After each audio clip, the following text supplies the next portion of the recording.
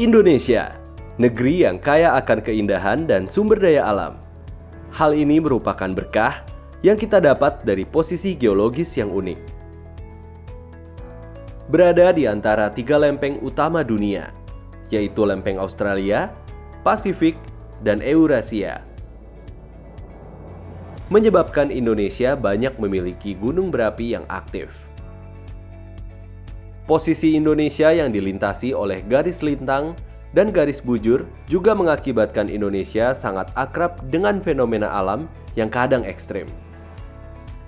Kemarau berkepanjangan, dilewati berbagai siklon tropis, dan tingginya curah hujan yang kadang tak bisa diprediksi. Beberapa data internasional bahkan merilis bahwa Indonesia adalah salah satu negara dengan resiko bencana tertinggi di dunia. Maka tak heran bahwa Indonesia dijuluki sebagai supermarket bencana. Di awal tahun 2020, Jakarta dan beberapa daerah lain di Indonesia dilanda banjir. Bahkan, panjang 2 bulan pertama di tahun ini, kawasan DKI Jakarta sudah 6 kali direndam banjir dengan luas wilayah yang signifikan. Menjadi ibu kota sekaligus pusat kegiatan bisnis di Indonesia, membuat Jakarta dan sekitarnya vital bagi stabilitas perekonomian nasional. Banjir telah melumpuhkan dan mengakibatkan kerugian yang diklaim hingga ratusan miliar oleh BNPB. Dalam penyelenggaraan ke-9 kali ini, Indostyling Forum menjadi ajang diskusi bersama BNPB, Komisi 8 DPR RI, Asosiasi Asuransi Umum, Disaster Management Research Unit CSIS, dan juga juru bicara kepresidenan untuk membahas mengenai kesiapan mitigasi kita sebagai negara yang menghadapi banyak tantangan alam maupun non-alam. Harapannya, agar kita semua lebih siap menghadapi berbagai tantangan tersebut di masa mendatang. Indostyling Forum ke-9 dengan tema Manajemen Penanganan Bencana Alam dan Pengaruhnya pada Produktivitas Ekonomi. Mampukah kita semakin sigap dan siap agar tak banyak merugi? Dibuka dengan sambutan dari Bapak William Henley, founder dan CEO Indostyling Group. Kata bencana bukan kata yang bermakna positif. Bencana hadir sebagai ancaman, sebagai gangguan, hambatan dan juga tantangan bagi kehidupan yang terdampak. Tapi dari bencana kita bisa belajar banyak hal. Kita bisa belajar membangun kesiapan dan kesigapan, belajar membantu sesama, belajar merawat lingkungan, dan yang paling penting juga belajar bermitigasi. Melalui penyelenggarakan Indostyling Forum ke-9 ini, saya berharap bahwa kita semua bisa paham bahwa dibutuhkan partisipasi, dibutuhkan kontribusi dari semua pihak untuk merawat lingkungan, untuk peduli terhadap keseimbangan alam dan sesama manusia, sebagai upaya untuk mengurangi kerugian dan juga dampak-dampak negatif dari sebuah bencana, khususnya terhadap produktivitas dan juga stabilitas perekonomian. Saya William Henley mengucapkan selamat berdiskusi untuk kita semua. Terima kasih. Dengan perubahan iklim, dengan anomali cuaca, tidak semua teknologi mampu memprediksi dengan tepat. Ya. Termasuk negara-negara maju sekalipun, Amerika, ya, Australia, Rusia. Jadi inilah yang kita hadapi sekarang. Kemarau semakin panjang, ketika hujan terjadi, curah hujannya tidak terlalu lama, tapi curahnya tinggi. Volume air yang turun dari langit sangat besar. Ya. Nah, masuk kepada banjir, saya menggarisbawahi Memang yang pertama faktornya adalah karena curah hujan yang tinggi. Jakarta saja tanggal 1 Januari itu curah hujan 377 mm. Itu yang tertinggi adanya di Halim. Kemudian beberapa daerah lain di atas 200. 1 Januari. Dan BNPB, di sini ada tim BNPB, para deputi, para pejabat eselon 2 ke atas yang hadir. Kami BNPB nggak pernah istirahat. Kalau orang lain malam tahun baru bisa liburan, BNPB siaga, Bapak Ibu sekalian. Siaga, mengamati perkembangan yang terjadi. Dan tanggal 1 Januari jam 9 pagi, BNPB telah turun ke lapangan. Ketika orang lain masih banyak yang belum menyadari, telah terjadi sebuah banjir yang cukup besar. Ya. Faktor pertama di luar hujan adalah alih fungsi lahan. Ya, perubahan vegetasi, terutama di wilayah hulu, ya, bagian hulunya Jakarta ini adalah Gede Pangrango dan Halimun Salak. Ya, jadi kalau tutupan hutan di wilayah utara dari Gunung Gede Pangrango, Halimun Salak ini menjadi habis, maka akan mempercepat proses turunnya air hujan dari pegunungan. Kalau dulu mungkin baru sampai di Jakarta itu di atas 10-11 jam, mungkin sekarang kurang dari 7-8 jam sudah sampai di Jakarta. Karena tidak ada lagi catchment area, habis. Kita tidak melarang program yang berhubungan dengan perekonomian, tetapi pemahaman keseimbangan ekosistem hari ini dan ke depan harus menjadi prioritas kita dalam pembangunan. Di bidang apa saja? Tapi bagaimana dengan inklusi masyarakat Indonesia sendiri untuk asuransi, untuk mengamankan aset-asetnya supaya nggak banyak tekornya, Pak? Kalau kita bicara asuransi dan di pasar Indonesia ini, kita bisa bagi dua kelompok besar. Yang satu adalah korporasi dan komersial, ya. Secara manajemen risikonya, mereka harus sudah melakukan mitigasi atas bencana alam apapun. Jadi biasanya korporasi sudah pasti punya polis kebakaran atau property all risk plus diperluas dengan kebencanaan. Nah, yang jadi masalah di kita ini adalah kelompok kedua, yaitu adalah masyarakat luas. Nah, untuk masyarakat luas hingga saat ini, karena literasi kita masih di kisaran sekitar 3% tahun 2019 kemarin, dan inklusi sudah cukup masih rendah lah dibandingkan dengan negara lain, pengetahuan masyarakat luas untuk membeli polis asuransi, ya, dan diperluas dengan kebencanaan masih sangat rendah. Jadi itu PR kita yang paling besar sebetulnya. Kalau terkait dengan bencana, ada dua polis sebetulnya yang seharusnya wajib dimiliki oleh masyarakat luas, yaitu polis kebakaran, dan kedua kalau punya kendaraan tentunya ada polis kendaraan motor, ya. Tapi mohon diperhatikan bahwa polis itu saja tidak cukup. Di dalam polis itu kalau tidak diperluas dengan kebencanaan, otomatis kalau mereka tertimpa dengan bencana, kerugiannya tidak akan diganti. Jadi kalau kita mengacu kepada kemarin banjir di awal tahun ini, ya, kalau secara seluruh kawan-kawan di industri bilang ya gimana nggak mau banjir Pak, katanya banjir hujannya setahun dari 31 Desember sampai dengan 1 Januari setahun katanya, parah memang. Dari catatan kami itu untuk yang properti itu kurang lebih kerugiannya sekitar 1 triliun lebih. Untuk kendaraan motor itu kurang lebih sampai dengan 500 miliar lebih. Hanya di sekitar Jakarta ini saja, ya. Bisa dibayangkan kalau mereka tidak punya polis kebencanaan, ya. Dan itu hanya sebagian kecil dari masyarakat yang terdampak, gitu. Jadi menurut kami, khususnya adik-adik nih yang mahasiswa, ya, tolong kasih tahu orang tuanya, ingatkan punya polis kebakaran nggak, gitu. Punya katanya, udah diperluas belum? Nah itu diingatkan, perlu diperluas dengan kebencanaan. Jadi gini, kita itu industri asuransi itu akan bekerja sama dan sedang sekarang lakukan kerjasama dengan pemerintah. Ya, kita akan mencoba mencari jalan keluar yang kita sebut private public participation ya, P3. Nah ini tujuannya adalah untuk mengumpulkan fund terhadap kebencanaan apa saja yang terjadi di Indonesia ini.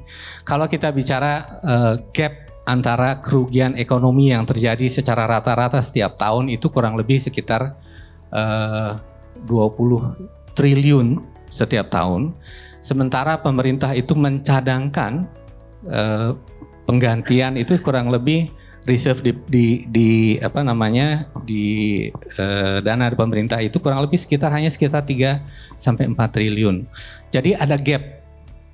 Nah, gap ini yang kita ingin coba perkecil dengan kerjasama dengan industri asuransi. Kalau menurut DPR seperti apa sih saat ini, sejauh ini pengaruh bencana alam terhadap produktivitas ekonomi Indonesia dan juga kualitas hidup masyarakat sesuai dengan Komisi 8? Perlu diketahui oleh teman-teman sekalian bahwa kami akan melakukan revisi terhadap Undang-Undang Penanggulangan Bencana. Kita sudah memiliki Undang-Undang Penanggulangan Bencana nomor 24 tahun 2007. Tetapi undang-undang ini masih belum cukup setelah dilakukan evaluasi untuk bagaimana mampu menangani bencana yang ada di Indonesia. Jadi apa yang terjadi saat ini dengan kondisi Indonesia yang disebut sebagai daerah yang memiliki potensi rawan bencana yang luar biasa, itu belum mampu diimbangi oleh regulasi yang bisa mendorong pada penanganan bencana dan penanggulangan bencana yang sangat baik, tersistematis, terarah dan melibatkan banyak pihak. Untuk itu kami sekarang di Komisi 8 memasukkan revisi Undang-Undang Penanggulangan Bencana ini menjadi program legislasi nasional. Komisi 8 pada masa persidangan yang akan datang sudah akan membahas kembali revisi terhadap undang-undang tersebut. Nah, apa yang akan kami revisi? Pertama, kita harus akui bahwa perspektif kita sebagai bangsa dalam konteks pembangunan kita masih belum memasukkan perspektif kebencanaan sebagai kerangka berpikir kita. Yang kedua, kita harus akui bencana belum dijadikan sebagai tanggung jawab bersama. Anggaran untuk penanggulangan bencana itu sangat minim. Kalau anggaran terus terang saja, kan anggaran sebetulnya kan ada di kami di Komisi 8 ya. Kita mengenal apa yang di BNPB sendiri itu berasal dari APBN. Memang dari tahun ke tahun mengalami penurunan akibat dari prioritas pemerintah yang memang belum sepenuhnya menganggap bahwa BNPB. Tahun 2018 BNPB anggarannya 1 triliun. Tahun kemarin BNPB hanya 400 sekian. Kami Komisi 8 mendesak pemerintah untuk menaikkan, alhamdulillah naik menjadi 700 sekian, 700 miliar. Tetapi ada anggaran yang disebut dengan DSP, dana siap pakai. Itu nilainya adalah 6 triliun yang disimpan oleh Kementerian Keuangan yang digunakan pada saat rehabilitasi dan rekonstruksi. Sekarang saya ingin ke CSIS. Habib, dari penelitian yang pernah dilakukan oleh CSIS, melihat seperti apa sih pengaruh dari katakanlah bencana alam ini terhadap perekonomian masyarakat Indonesia? Kemudian terkait dengan bagaimana kontribusi bencana alam terhadap perekonomian di Indonesia itu, sebenarnya di presentasi saya ada beberapa poin, yaitu kalau misalnya kita bisa lihat sebenarnya di gempa Lombok, itu teman-teman tahun 2018 APBD Provinsi Lombok sendiri adalah 5,2 triliun rupiah. Sementara itu total kerugian yang diakibatkan oleh gempa Lombok itu mencapai 12,15 triliun rupiah. Itu artinya ada 3 kali lipat APBD Provinsi Nusa Tenggara Barat hanya diakibatkan oleh satu bencana alam. Hal ini kenapa sih? Kayak misalnya kalau misalnya kita lebih banyak berinvestasi di bidang mitigasi bencana, teknologi kebencanaan dan lain sebagainya, tentu APBD anggaran sebesar 3 kali lipat dari APBD Provinsi Nusa Tenggara Barat ini bisa dialokasikan untuk kesejahteraan masyarakat, kemudian public transport dan lain sebagainya. Tingkat pemahaman kebencanaan di kalangan masyarakat. Sebenarnya CSIS sudah menyelenggarakan 5 kali workshop sejak September 2018 terkait dengan kesiapsiagaan bencana, kami menemukan ada 6 permasalahan besar terkait dengan penanggulangan bencana di Indonesia. Yang pertama adalah terkait dengan komitmen politik. Terkadang pergantian kepala daerah itu diikuti dengan pergantian kebijakan dan pergantian personil yang ditempatkan di BPBD provinsi seperti itu. Nah, hal ini pergantian kebijakan ini tentunya semakin mempersulit kalau misalnya kita mau membangun satu sistem penanggulangan bencana yang sustainable atau berkelanjutan seperti itu. Kemudian masalah yang kedua adalah institusi dan tata kelola. Permasalahan revisi Undang-Undang Penanggulangan Bencana ini bagaimana bisa terus dipercepat mengingat situasinya saat ini keadaan bencana di Indonesia itu semakin banyak, baik dari segi kualitasnya itu semakin merusak, kemudian dari segi kuantitasnya juga tadi semakin banyak. Kemudian yang permasalahan ketiga adalah disaster risk financing atau pendanaan risiko bencana. Pendanaan risiko bencana di Indonesia kalau misalnya dibandingkan dengan negara-negara lain yang sudah sering terkena bencana itu, kita masih baru memulai. Ini sangat disayangkan sebenarnya. Walaupun tadi misalnya mungkin disampaikan oleh Pak Dadang, langkah yang sudah bagus diambil oleh Kementerian Keuangan itu dengan asuransi barang milik negara tahun 2019 sudah ya Pak, dan tahun 2020 kemudian 2021 itu memang sudah ada roadmap-nya dari Badan Kebijakan Fiskal seperti itu. Salah yang keempat adalah terkait dengan ketahanan infrastruktur yang kuat seperti gitu. Permasalahan yang saat ini ada adalah justru banyak infrastruktur vital itu adanya di lokasi yang sangat rawan bencana. Misalnya kalau tidak salah ada rumah sakit yang di Ambon di Maluku, di Ambon itu justru terletak di daerah yang rawan longsor dan lain sebagainya. Hal ini juga perlu kita pikirkan bersama seperti itu bagaimana cara mitigasinya. Kemudian masalah yang kelima adalah literasi kebencanaan. Apa yang sedang diperjuangkan oleh CSIS saat ini adalah bagaimana kita misalnya beraudiensi dengan lembaga atau kementerian-kementerian lain. Begitu pula nanti ke depannya akan ada ke pemerintah daerah. Yang terbaru kami beraudiensi dengan Gubernur Lemhanas. Kami ingin bahwa kesiapsiagaan bencana itu dimasukkan ke dalam modul-modul kursus kepemimpinan yang ada di Lemhanas. Nah, hal ini salah satu bukti nyata ya kalau misalnya bagaimana kita mendorong adanya komitmen politik daripada pengambil kebijakan. Kemudian yang terakhir juga permasalahan terkait dengan riset-riset kebencanaan. Bagaimana sebenarnya di Indonesia itu tadi mungkin disampaikan oleh Pak Doni, sudah banyak peneliti yang menyampaikan bahwa daerah ini rawan bencana, tetapi mungkin para pengambil kebijakannya luput untuk membaca hasil penelitian. Jadi ada gap antara peneliti dan pengambil kebijakan. Nah, sistem ini kalau dalam teori kebencanaan, Presiden mendorong yang pertama, sistem early warning and response system. Ya, itu harus sudah mapan untuk level nasional. Early warning and response system ini kan terbagi menjadi dua. Yang pertama early warning, artinya ada sistem pencegahan, pengingat gitu ya.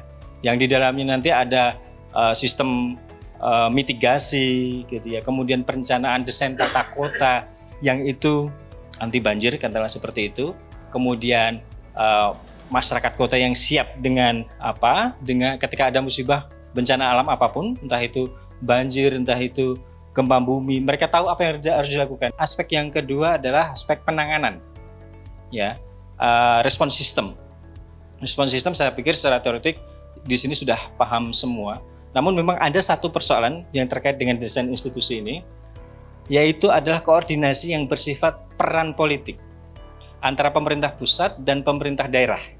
Itu ada regulasi yang seringkali harus diperhatikan gitu ya. Ketika musibah itu terjadi, pemerintah daerah kemudian bekerja, pemerintah pusat belum tentu bisa langsung masuk. Itu kenapa Presiden sangat menekankan payung-payung hukum yang lebih efektif dan efisien, termasuk di dalam Undang-Undang Penanggulangan Bencana. Lantas apa yang dilakukan oleh pemerintah sendiri supaya ketika ada bencana, sudah selesai bencana, ekonomi yang katakanlah melambat, yang katakanlah agak sulit, masyarakat banyak yang rugi, apa sih yang dilakukan pemerintah supaya bisa menggenjot lagi ekonominya, masyarakat tetap bisa meningkatkan purchasing power-nya misalnya? Tentu saja ini kan mitigasi dari pasca bencana ya sebenarnya yang kita lihat bahwa masyarakat yang terdampak ini pada level ekonomi apa, pada usaha level apa, sehingga kemudian kebijakan-kebijakan yang diturunkan. Namun yang harus kita lihat bahwa kebijakan seperti yang saya sebutkan tadi berada di level pusat dan di level daerah. Nah, sekarang ketika satu musibah itu di level daerah dan daerah belum menyerahkan kepada pusat, maka pusat hanya bisa bermain atau memberi kebijakan di level makro.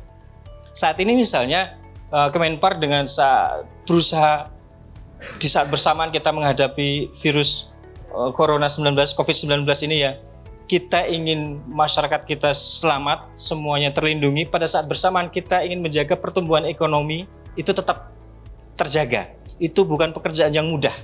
Itu menghabiskan keringat yang banyak sekali, gitu ya.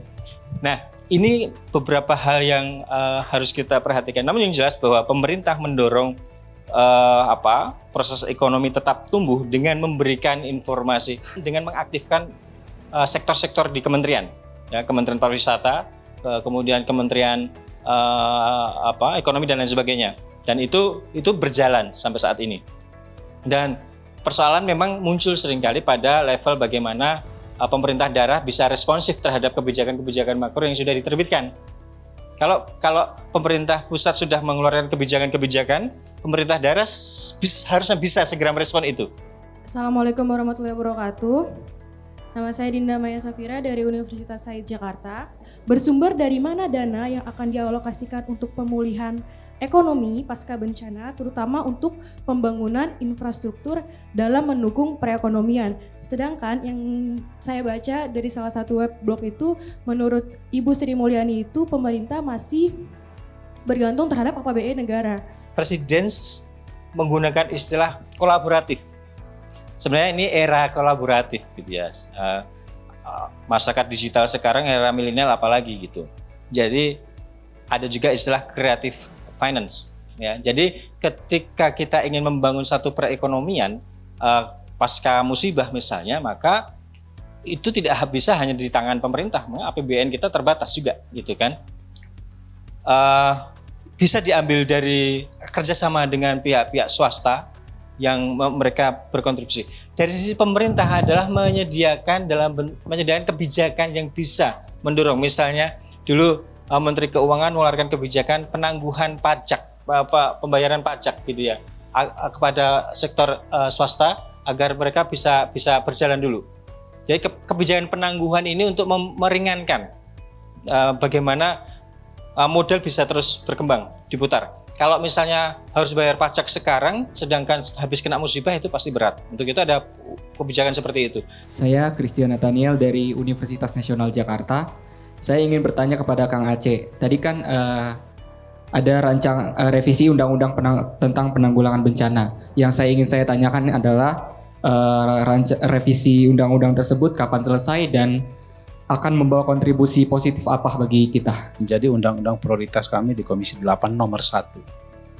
Jadi artinya saya kebetulan ketua panjanya, jadi memang kita harapkan dalam masa sidang setelah reses ini, dalam 2 masa sidang ini bisa diselesaikan dengan secepatnya. Mungkin kita targetkan kalau sekarang bulan Maret, berarti Maret, April, Mei, Juni, Juli, Agustus sudah kita targetkan bisa diselesaikan dengan baik. Saya kebetulan memantau terus proses pengembangan anggaran di dalam pemerintahan dalam konteks bencana ini. Misalnya untuk NTB saja, itu hampir 4 triliun rehabilitasi dan rekonstruksi yang berasal dari APBN. Kemudian kemarin di Palu juga lumayan juga cukup besar, hampir 1,8 triliun dihabiskan untuk rehabilitasi dan rekonstruksi. Belum lagi kalau di Pandeglang, di Serang dan lain sebagainya. Jadi, tentu kami pun juga mendorong ada partisipasi masyarakat, ya. Partisipasi masyarakat, misalnya kita tahu bahwa misalnya partisipasi dunia internasional terhadap Palu juga cukup tinggi, terhadap NTB juga cukup tinggi, dan saya kira BUMN juga kalangan swasta juga banyak terlibat di dalam proses rehabilitasi dan rekonstruksi. Menjawab pertanyaan kita soal diskusi ini, seperti apa penanganan bencana alam dan pengaruhnya pada produktivitas ekonomi? Penanganan bencana alam tentu ini merupakan tanggung jawab semua pihak, bukan hanya pemerintah saja, tapi semua pihak, stakeholder, baik itu juga katakanlah pelaku usaha, masyarakat Indonesia, kemudian juga antara pemerintah pusat dengan pemerintah daerah harus bersinergi satu sama lain untuk mengatasi ataupun melakukan mitigasi terhadap bencana alam, termasuk juga penanggulangannya. Demikianlah diskusi kita di Indo-Styling Forum ke-9. Semoga dapat menjadi pelajaran bagi kita semua untuk lebih tanggap, sigap, dan siap dalam memitigasi bencana, baik alam maupun non-alam di negeri ini. Sampai jumpa di Indo-Styling Forum berikutnya.